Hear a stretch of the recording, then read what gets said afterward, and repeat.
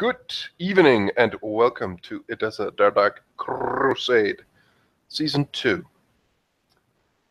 Madelain is just now arriving at another kindred's place of business, and possibly an expression of this kindred's Cainite's view of the world, view of life itself, in more ways than one. Her two guards will just stop at the entrance and just sit down somewhere and wait as she goes into Orsiri's, house of many earthly pleasures, shall we say. Madelain is dressed in she's not dressed up looking like anything really special, but Madelain, looking as Madelain does, she does probably raise a few eyebrows, but she will probably wave away one guy who will just come closer to her and suggest that she is the best looking employee of this place. She will just smile to him and explain that she's here to visit a friend. And she will look around for Orsiri. Orsiri is actually heading towards you. She is draped in the attire. It's not the same as you've seen it once before. It's still rather sultry, rather scandalous within its attire, but it is it's a softer color, a softer red, almost like a light crimson dress. It still accentuates her frame as she smiles and takes you by the arm and simply walks with you. Dear Sister Madelain, it is so wonderful for you to be here with me. You cannot imagine how long it has been before I could see you. It was so heartbreaking. Yes, I am afraid that my new, out-of-town commitments and duties do tend to take a lot of my time as well. But now we are here. It is very good to see you again, Orsiri. Of course, my dear, and to you as well. I had heard that you had become, as they move towards her inner office, and as the doors are opened and you go inside it, there is completely new furniture. There is completely new kind of silk carpeting. There is rugs, if you will. There is a banner that's been kind of placed that is basically it depicts a hawk that is being impaled upon rose thorn bushes with rabbits kind of weaving between them. It is a very ornate looking banner, if you will, and it's one that Madelain probably has never seen, especially since it's been a rather long time. But regardless of that, the both of them enter inside, and as the doors are shut, Orsiri, essentially sits upon the floor with you. Now, Madelain, what is it that you wish to discuss? I had heard that you had become a seneschal of Oryx, no domain. Very, very, very interesting. I always figured Ulrich would eventually get a city of his own. I just didn't think it would be so quick, but men, you know how it goes. Once they feel that they have the power, they take it, and well, we'll see how long it takes for him to run wild with it. Well, he did all right in this city when he was here. I do believe he has also picked up quite a few things in his time in Constantinople, but this is not specifically something, uh, well, connected to this that I inquire of. I am, Really?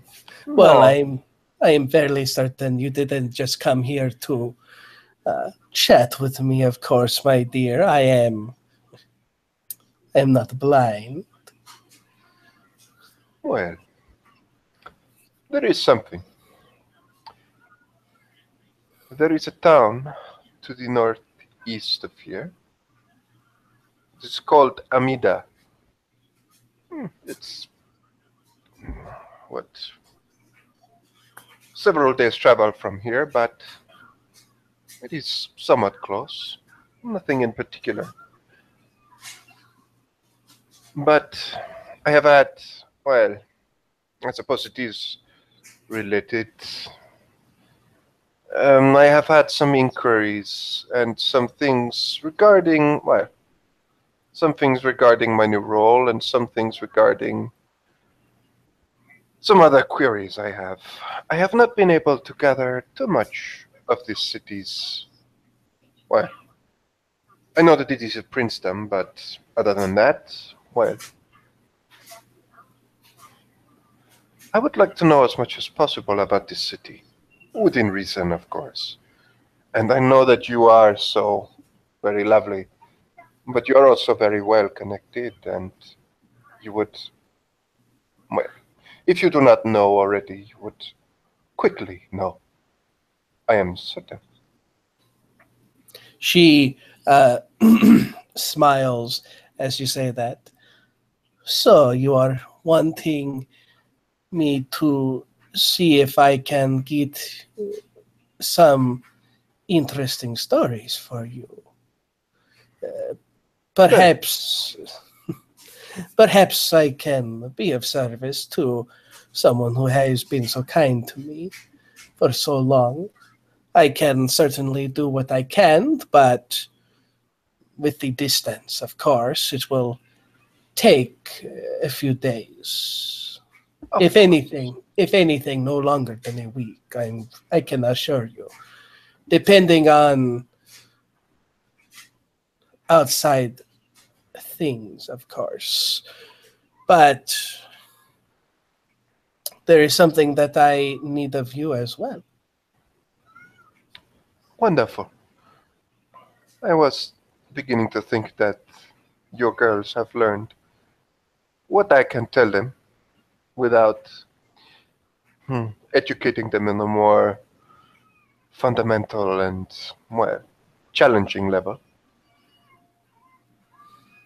Of course not, my dear. My girls, for all intents and purposes, they are smart in the places that it counts. There is a, a there is a rather cunningness that can come from pretending to be stupid, but knowing everything. Quite a useful one, if one knows how to do this. Yes. Dear Madeleine, I have a. Please forgive me if this is rather blunt, but what is your thinking of Johanna of the Rose?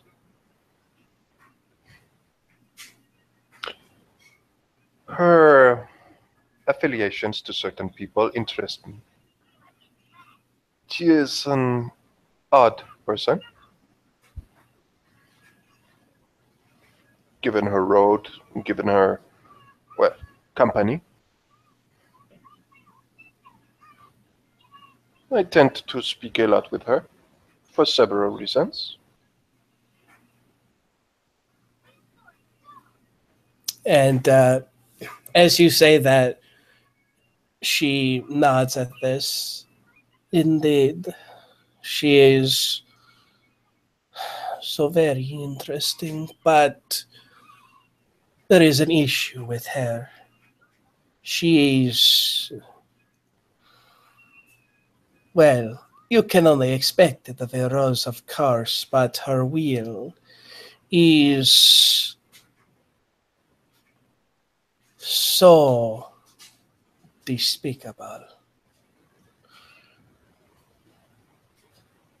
I wish to give her an opportunity for us to know ourselves better, to indulge ourselves as you and I have, and as I do with everyone. I am not ashamed of what I do. Rather, I relish in it.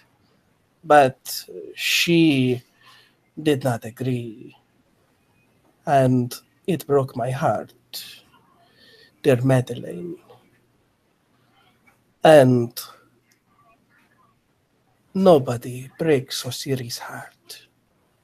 No one does. So, my dear Madeleine, what I ask of you is quite simple, quite to the point. I want you to help me to break her. I want you to help me to put her within her place as a proper creature under my boot, and to have her love me for it. Such I feel, Madeleine, because you are a woman who understands that power does not come from purely physical means. No, power comes from the ability to make people love you, to be swayed by you. Yes, a prince and a king can wield an army, but if he does not have the love of his people, he cannot serve them, and they will seek his destruction. That is a very simple thing. And so it is with those who serve God as his servants.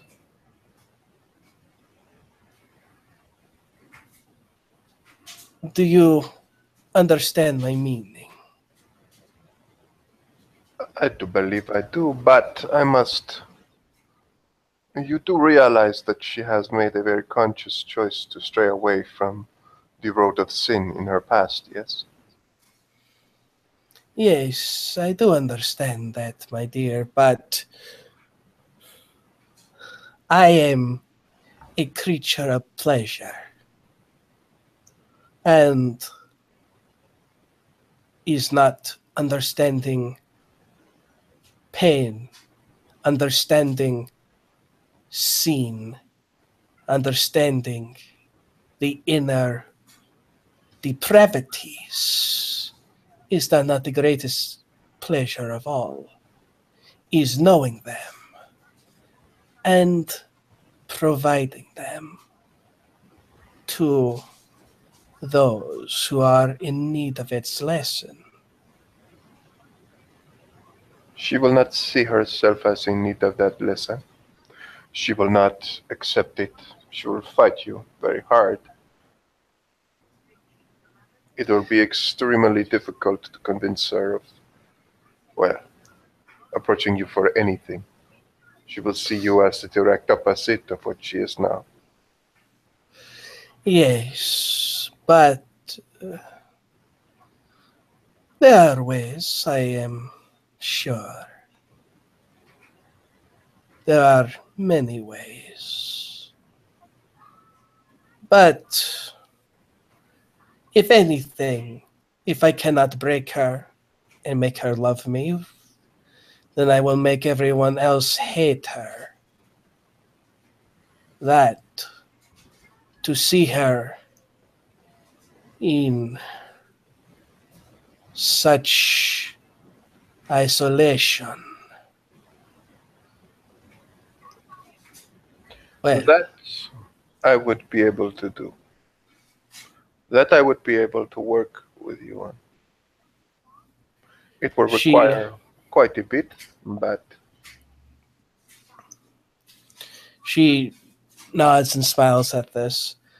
Very well.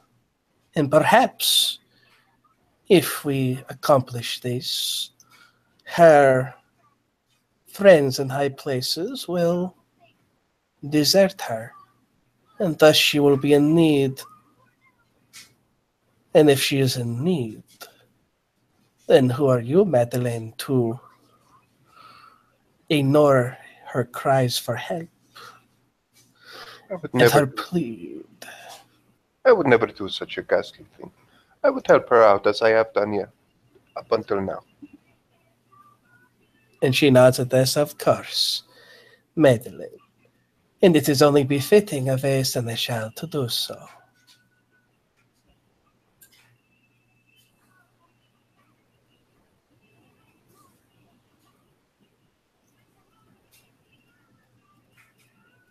As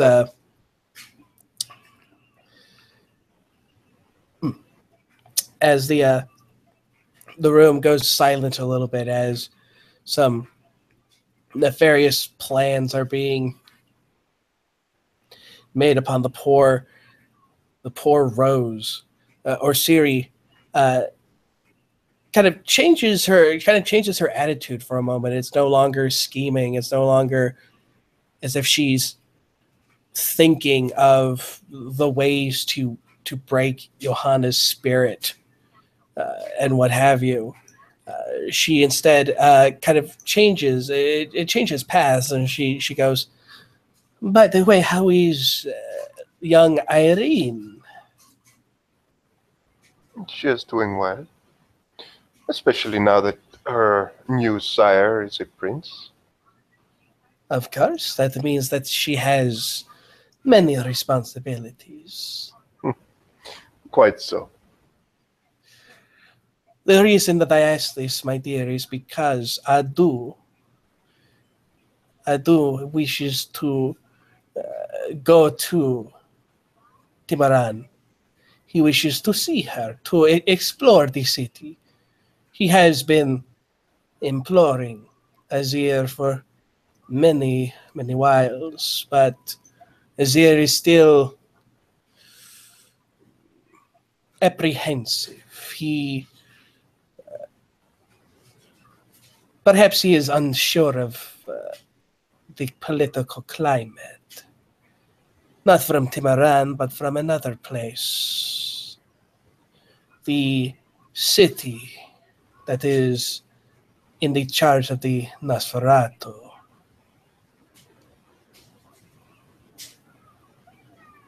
Hmm. Of course, if the Seneschal agrees that Azir and Adu can come to Timaran and extend friendship to them, well, Azir would not be rude, particularly to a man that he has served with for quite a time.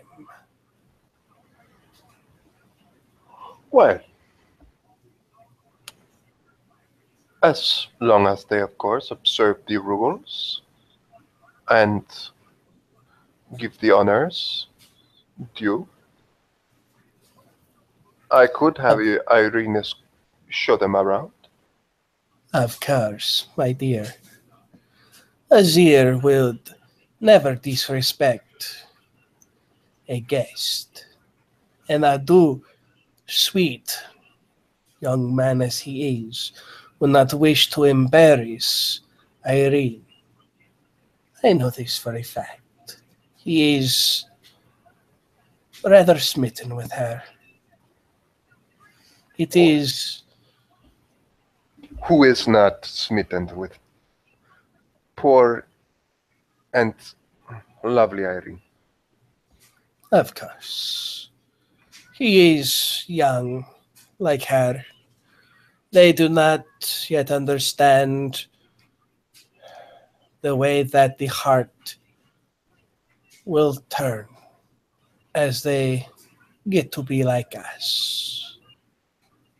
Hopefully, there is some hope that they will retain their innocence of this aspect. One can only hope. And she nods at this, and she gets up from the carpeted floor, and she essentially helps you up. And she is Madeline wearing the clothes in her thing? I'm assuming. That's maybe a little too fancy, but yeah, she is. She's not wearing like all black, but it's not as fancy as in the picture, but kind of. Okay. Orsiri will simply look upon your new attire, and she will uh, smile and say, "It is very beautiful, but I think you looked much better in your simple gown. You accented your form much more easier than in this.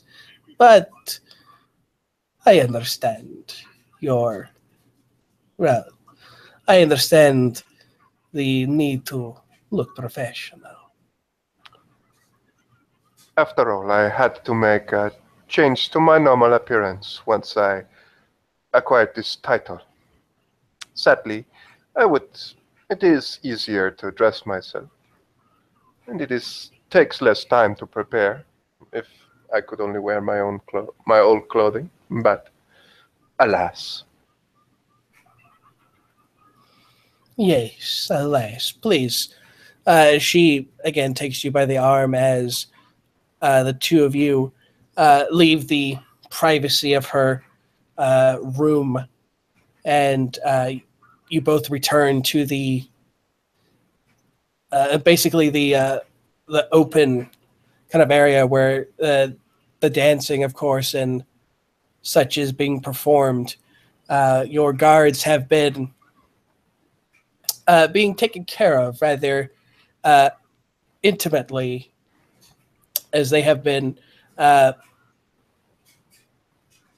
been at the very least attempting to not actively stare or what have you. They have been, of course, uh, various groups of women have been around them, asking them if they wish for drinks, uh, tempting them as such.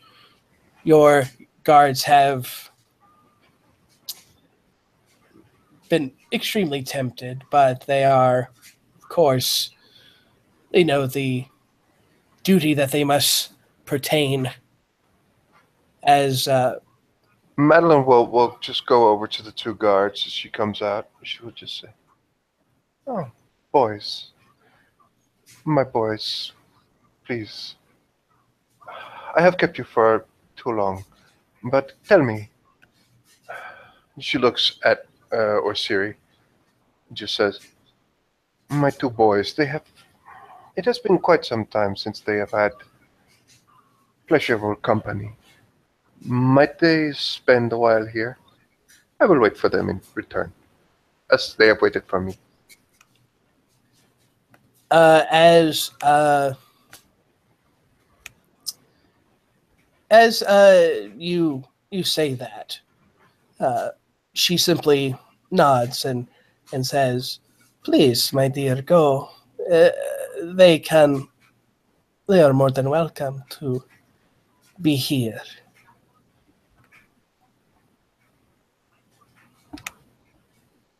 Yeah, like Madeline will just allow them to go and indulge in their temptation, shall we say. Um, Madeline herself will just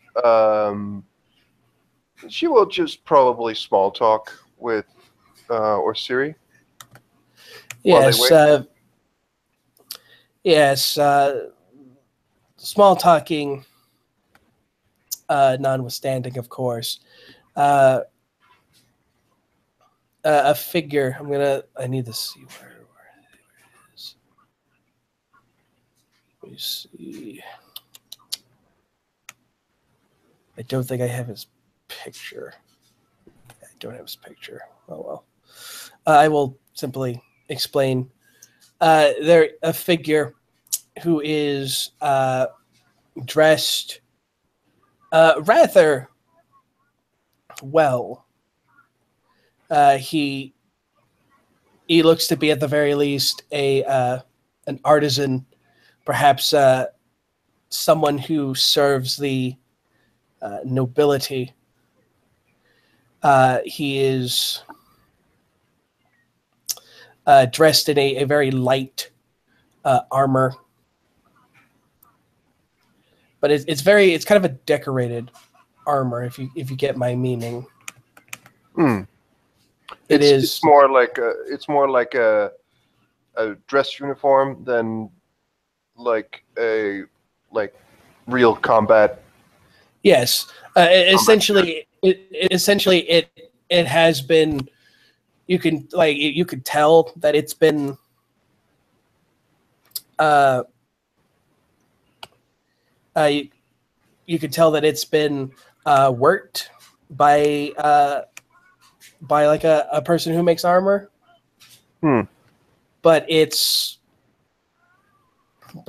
can kind of tell just by the way that the metal is decorated, that it's more purely kind of a ceremonial armor Mm-hmm. than anything of that nature. Uh, the person in question, as he looks about uh, the place, sees you and Orsiri, and promptly walks towards you, and he kind of simply bows his head to the both of you, and he says in French, "Good evening, ladies. I am a servant of Valier. Valier, yes, the Valier family. I believe." He points to Orsiri. I believe you may know of my master. And she simply nods. Excellent. He wishes to give you these, and he gives Orsiri a letter that has it is sealed with the Valier's coat of arms, which is it is ironically it is a hawk. Ironically, but it's a hawk that is kind of the way that it's kind of designed is that it's flying, and behind it is a cross.